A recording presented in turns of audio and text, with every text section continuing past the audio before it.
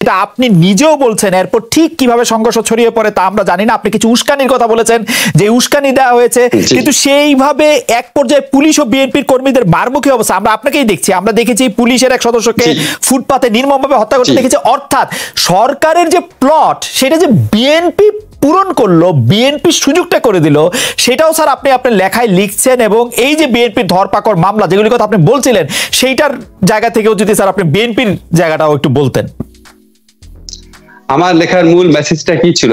একটা লেখাটা হেডিং ছিল অপবাদের রাজনীতি, এবং আমি বলেছিলাম একটা ফ্রেঞ্চ প্রবাদ আছে, আপনি যদি কোনো একটা কুকুরকে হত্যা করতে চান আপনি বলুন না জলাতঙ্ক হয়েছে। এই যে আপনি বলছেন প্লট, দেখেন এই প্রশ্নটা কিন্তু আমি বিভিন্ন টক শোতে দেখছি, সরকারের ফাঁদে পা দিয়েছে বিএনপি, সরকারের প্লটে পা দিয়েছে বিএনপি। একটা সরকার ইলেকশনে করার আগে তাকে এত প্লট করতে হয়, তাহলে সে সুষ্ঠু ইলেকশন করবে আপনি বিশ্বাস করেন কিভাবে? সে যদি প্লট করে, ধরে নিলাম বিএনপি সরকারের প্লটে পা দিয়েছে, সে যদি প্লট করে বিরোধী দলের জনসভাকে সাউন্ড গ্রেনেড মারিয়ে উড়ে দিবে, তারপর বিরোধী দলের সমস্ত নেতাকে গ্রেফতার করতে পারে, নির্বিচারে গায়েবী মামলা দিতে পারে, নির্বিচারে অপবাদ করতে পারে, ইলেকশনের মাঠ থেকে একটা দলকে জেলখানায় ঢুকিয়ে ইলেকশন করতে পারে, এটা যদি একটা সরকারের প্লট হয়, ফাইন, আপনি তাকে অ্যাপ্রিশিয়েট করতে চাইলে অ্যাপ্রিশিয়েট করেন। কিন্তু এটা বলেন না যে এই সরকার সুষ্ঠু এবং অবাধ নির্বাচন দিবে, অসম্ভব। এটা ওটা বারবার যে বলেছে যে তাদের আন্ডারে ইলেকশন হবে, এক্স্যাক্টলি এই সেটিং এ ইলেকশন হবে, এক্স্যাক্টলি ওই মিশনটাই পূরণ করছে। ওই মিশনের পথে যারা বাধা দিয়েছে তাদেরকে সর্বোচ্চ পর্যায়ে শক্তি প্রয়োগ করে তাদেরকে এই রাজনীতির মাঠ থেকে দূর করে দিয়েছে। আমি একটা কথা আপনাকে বলি, আমরা যখন কম্পারিজন করি না, ধরেন আজকে আপনার কি মনে আছে খালেদ, আপনি তখন সাংবাদিক ছিলেন, আমাদের হারুন স্যারও তখন অনেক তখনও লেখালেখি করতেন। আপনি দেখেন 1996 সনে বিএনপি যখন একটা ভুয়া নির্বাচন করতে গেছে ফেব্রুয়ারি মাসে, তখন কিন্তু আওয়ামী লীগও সমান ধ্বংসযজ্ঞ চালিয়েছিল, কোন কোন ক্ষেত্রে বেশি চালিয়েছিল। আমি আজকে একটা পত্রিকাতে দেখলাম যে তখন একদিনে চট্টগ্রামে 200 গাড়ি পোড়ানো হয়েছিল, একদিনে। আপনি যদি চান আমি কাটিংটা পাঠিয়ে দিব। এবং আপনি জানেন রেল লাইন উপড়ে ফেলা হয়েছে, রেল লাইনে বগিতে আগুন দেওয়া হয়েছে। ধ্বংসযজ্ঞ তখনও তো আওয়ামী লীগ করেছিল, তো আওয়ামী লীগকে তখন উধাও হয়ে গেছে। আমি তখনকার আওয়ামী লীগের আন্দোলন এবং বিএনপির আওয়ামী লীগের দাবি মেনে নেওয়া এবং এখনকার সময় যখন আমি কম্পেয়ার করি, তখনকার হচ্ছে আমার মনে হয় কি রং কি হয়েছিল, মানে পার্থক্যটা কোথায়? পার্থক্যটা হচ্ছে তখন আওয়ামী লীগ যখন ধ্বংসযজ্ঞের রাজনীতি করেছে, তখন পলিটিক্যাল ভোকাবুলারিতে এটাকে আমরা আন্দোলন হিসাবে স্বীকৃতি দিয়েছি। আর এখন পলিটিক্যাল ভোকাবুলারিতে যেহেতু আওয়ামী লীগ এটাতে খুবই দক্ষ, আওয়ামী লীগ এটাকে অগ্নি সন্ত্রাস ধ্বংসযজ্ঞ এটা নাম দিতে পেরেছে। এক, দুই হচ্ছে তখন তীব্র আন্দোলন যখন আওয়ামী লীগ করেছে, তখন বিএনপি তীব্রভাবে রাষ্ট্রীয় শক্তিতে এটা দমন না করে মেনে নিয়েছে। আর এখন যখন বিএনপি তীব্র আন্দোলন করতে যাচ্ছে, আওয়ামী লীগ তীব্রতম রাষ্ট্রীয় শক্তি প্রয়োগ করে 15 বছর ক্ষমতায় আছে। এই ব্যাপারে গুলিতে আমি একদম সম্পূর্ণ আপনার সাথে একমত, কিন্তু ছোট করে একটু জানতে চাই যে আপনি পলিটিক্যাল ভোকাবুলারিতে চেঞ্জের কথা বলতেছেন, সেই চেঞ্জটা কেন আসলো? আপনি কি ঢালাও এরকম ভাবে বলবেন যে সব সাংবাদিকরা আওয়ামী লীগের দালাল হয়ে গেছে, সব বুদ্ধিজীবীরা আওয়ামী লীগের পয়সা খেয়েছে, না কি, মানে যেটা বলা হয় আর কি, যারা ইনফ্লুয়েন্সাররা বলে, আসলে কি ভোকাবুলারি? Good question. ভোকাবুলারিতে এসেছে কারণ আওয়ামী লীগ 15 বছর ধরে ক্ষমতায় আছে। আপনার এটা বুঝতে হবে, দুইটা দলের মধ্যে শয়তান এলিমেন্ট আছে, ভালো এলিমেন্ট আছে। এখন আমি যদি 15 বছর ক্ষমতায় থেকে আমার শয়তান এলিমেন্টটাকে নারিশ করি, তাহলে আমি কত বড় শয়তান হব? 15 বছর যদি ক্ষমতায় থাকার সুযোগ পায় বিএনপি, তাহলে বিএনপি ওরকম ন্যারেটিভ তৈরি করতে পারবে। আচ্ছা, 15 বছরে আওয়ামী লীগ কি করেছে?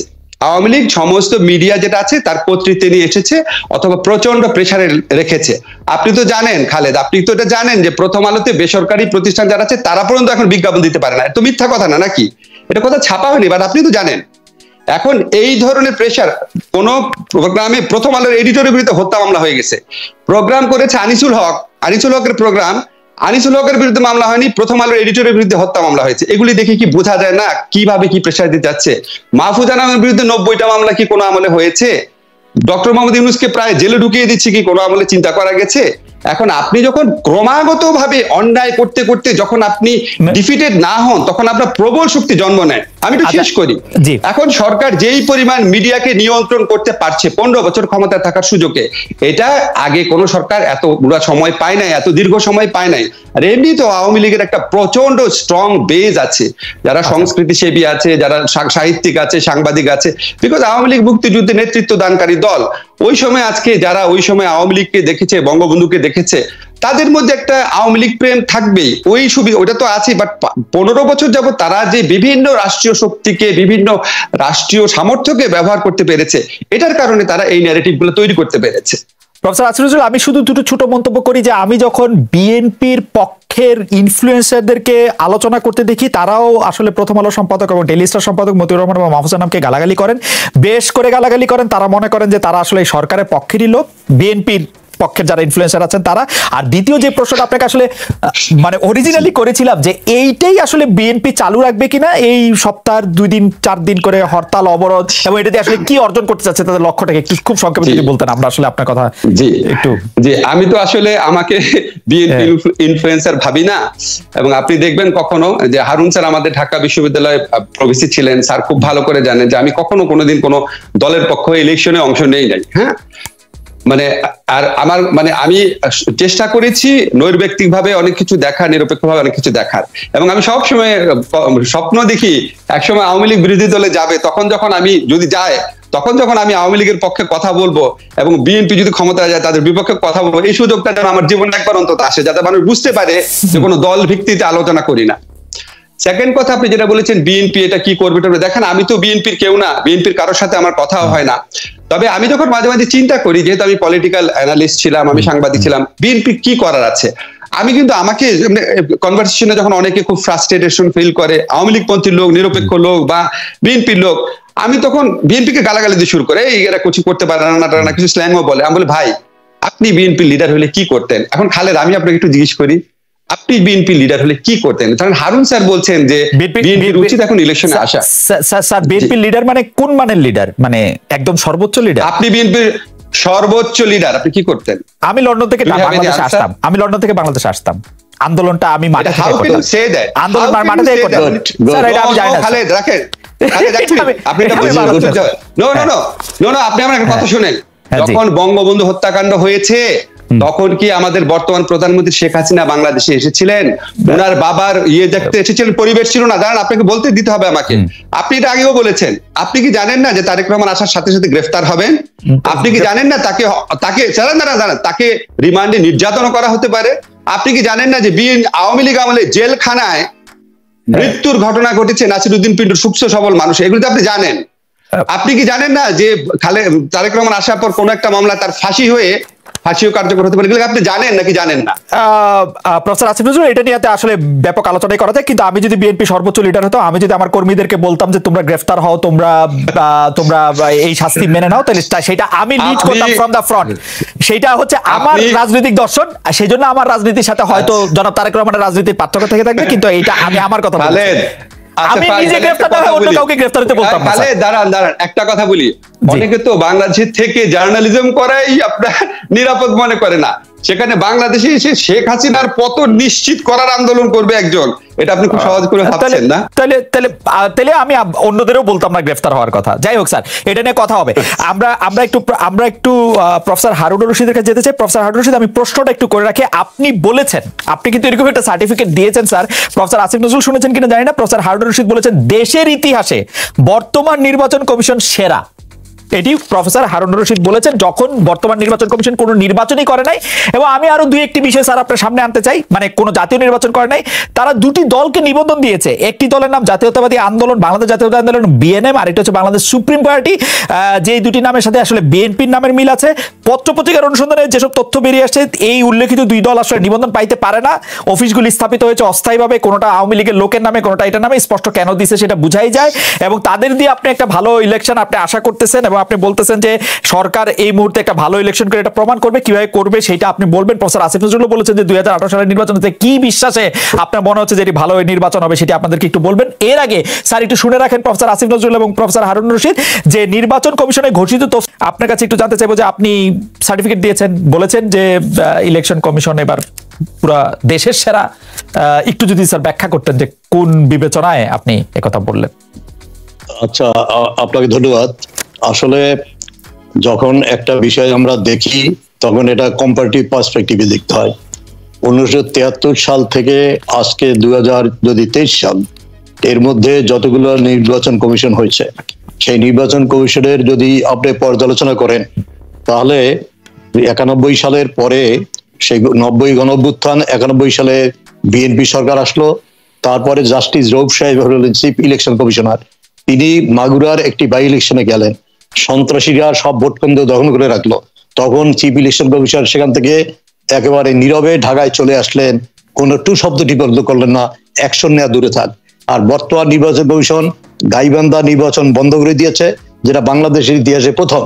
তারপরে আপনি দেখুন যে একজন সংসদ সদস্যকে সে চিঠি দিয়েছে, সে কমপ্লাই করুক আর না করুক, দিয়েছে। তারপরে অন্য অন্য যে নির্বাচন, প্রায় 1000 নির্বাচন করেছে। জাতীয় নির্বাচনের টেস্ট তো এখনো হয় নাই, আমি আসছি, জাতীয় নির্বাচনের টেস্ট তো এখনো হয়নি। কাজী এখন পর্যন্ত নির্বাচন কমিশন বা নির্বাচন কমিশনের যিনি প্রধান sir first year first semester দেওয়ার আগে স্যার আপনি স্যার ফার্স্ট ক্লাস ফার্স্ট করে দিয়েছেন স্যার। প্রবলেম হলো কি, আমি বলি আপনাকে, problem morning shows the day, একটা কথা আছে না, সকাল থেকেই বোঝা যায়। মর্নিং এর ক্ষেত্রে ঠিক স্যার, মর্নিং এর ক্ষেত্রে ঠিক না। আমি কথাটা শেষ করি এভাবে যে আমাদের সমস্যা কোথায়, আমাদের সংকটটা কিন্তু ভিন্ন জায়গায়। সেটা হলো কি, মানে টোটাল সোসাইটি দুইটা ধারায় বিভক্ত, এবং এই দুইটা ধারার মধ্যে সম্পর্ক হলো কনফ্রন্টেশনাল। আজকে যদি যে কথাগুলো আসিফ নজরুল সাহেব বললেন, আমি যদি প্রশ্ন করি, যদি যাই যে বঙ্গবন্ধুর আত্মস্বীকৃত খুনিদের আশ্রয় প্রশ্রয় কারা দিয়েছে, ইনডেমনিটি আইনের মতো কুখ্যাত আইন সংবিধান সম্মত কে করেছে, তারপর যদি বলি 2004 সালের 21শে আগস্টের গ্রেনেড হামলা কোন সময় হয়েছে, কারা হয়েছে এবং তার বিচার কি হয়েছে, এই বিষয়গুলোকে যদি না, এটা করছি এই জন্য যে বর্তমান পরিস্থিতিটা এতই ভয়াবহ, এবং আসিফ নজরুল সাহেব বলেছেন যে এই সরকারকে পতন ঘটাবে, এটার দুঃসাধ্য কার আছে। ইফ দ্যাট ইজ সো, তাহলে এক দফার আন্দোলন করতে গেল কেন? এক, দুই নাম্বার বঙ্গবন্ধু শেখ মুজিবুর রহমান। কিন্তু আমরা একটু প্রেক্ষিত বা প্রেক্ষাপটে থাকি। প্রফেসর আসিফ নজরুল স্পষ্ট বলেছেন যে যদি দেশে ফিরেন তার জীবনের ঝুঁকি রয়েছে, তার কারাগারের ঝুঁকি তো রয়েছে। ওইটা কি স্যার উনি মানে ভুল বলেছেন কিনা সেটা যদি বলেন স্যার, মানে আগের পরের কথা। আমি মনে করি আমি মনে করি ভুল বলেছে। কিভাবে ভুল বলেছে বলি, আপনি দেখুন বিগত বাংলাদেশে বিএনপি জামাত, বিশেষ করে বিএনপি যতগুলা জনসভা করেছে, কোন জনসভায় একটা ককটেল বিস্ফোরণ হয়েছে বলেন? শুধু এবছর না, বিগত দিনের উদাহরণ নেন। আর আওয়ামী লীগ এবং আওয়ামী লীগ সভাপতি শেখ হাসিনার জনসভায় 22 বার তার জীবনের উপর অ্যাটেম্প্ট হয়েছে। 2004 সালে 21শে আগস্টে গ্রেনেড হামলা হয়েছে তাকে হত্যা করার জন্য। এই ঘটনাগুলো কিভাবে হলো? তৎকালীন সময় যারা সরকারি ছিল তাদের আশ্রয় প্রশ্রয় ছাড়া থেকে এটা হয়েছে। যদি না হতো তাহলে তারা জজ নিয়ে নাটক সাজাতো না। কাজে আজকে বাংলাদেশের রাজনীতি আছে, প্লিজ, আজকে বাংলাদেশের রাজনীতির যে অবস্থাটা দাঁড়িয়েছে, এইটা আজকের পরিপ্রেক্ষিতে আপনি এটা বুঝতে পারবেন না।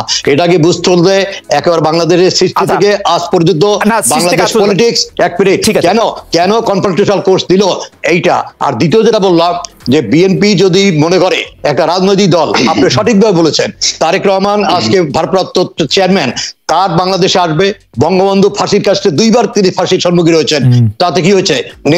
নেতৃত্ব তো এভাবেই দিতে হয়। এখন আপনি সব আপনার কর্মীদেরকে রাজপথে নামিয়ে দিয়ে তারা জেলে থাকবে আর আপনি লড়ে থাকবেন। আপনি প্রধানমন্ত্রী বলবে যে সাহস থাকলে দেশে আয়, তারপর আমি দেশে আসবো। হ্যাঁ, তো খারাপ কথা কি বলেছে? সাহসই তো দরকার। শেখ হাসিনাকে বাংলাদেশে আসার জন্য রাজনীতি করি, আমি দেশে আসবো না আসবো, এটা আমার প্রধানমন্ত্রীর কাছে শুনতে হবে। আমি আসি, কথাটা শোনেন।